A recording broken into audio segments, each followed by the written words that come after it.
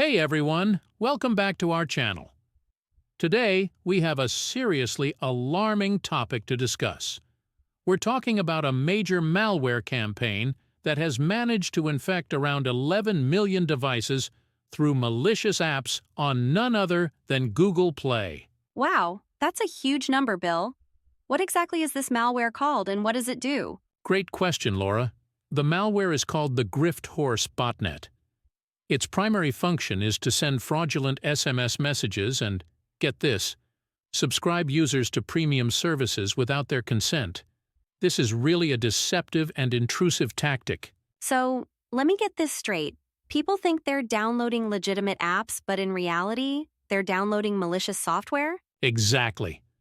The harmful apps were cleverly disguised as legitimate applications. This takes advantage of Google Play's reputation for safety and trustworthiness. That's why it's especially concerning. How did security researchers uncover this malware? Were users reporting problems? Yes, indeed. Security researchers were able to trace the issue after receiving numerous reports from concerned users. They investigated and discovered that these malicious apps were not only sending out spam messages, but were also quietly racking up charges for users by subscribing them to premium services. That sounds like a nightmare for anyone who might have downloaded those apps. So, what happened next after the discovery? Google acted quickly, removing the infected apps from the Play Store. However, the incident sheds light on a bigger issue: app security and the potential risks associated with downloading apps from platforms we typically trust.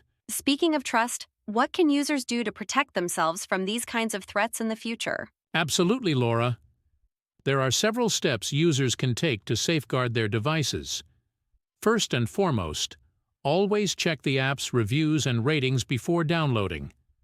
Look for red flags, such as a high number of negative reviews or low ratings. Yes, and it's often a good idea to check how many downloads an app has.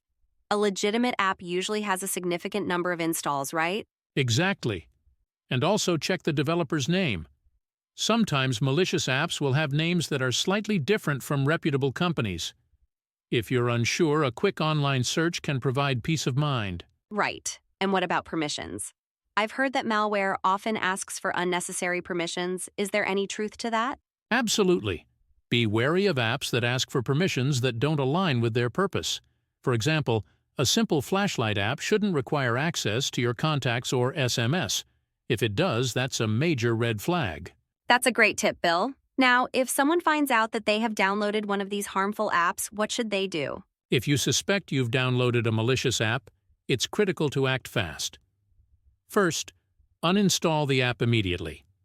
After that, you should consider running a security scan using reputable antivirus software to check for any remaining threats. And what about changing passwords? Should that be on the list of actions as well? Definitely.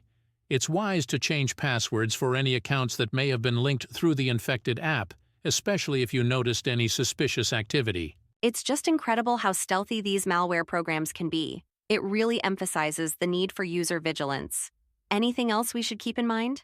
Yes, awareness is key. Always stay informed about the latest cybersecurity threats.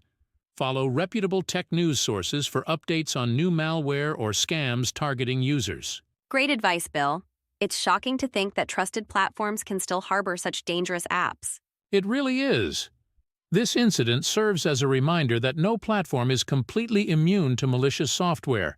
Users must remain vigilant about app security. And let's not forget the importance of reporting suspicious applications as well.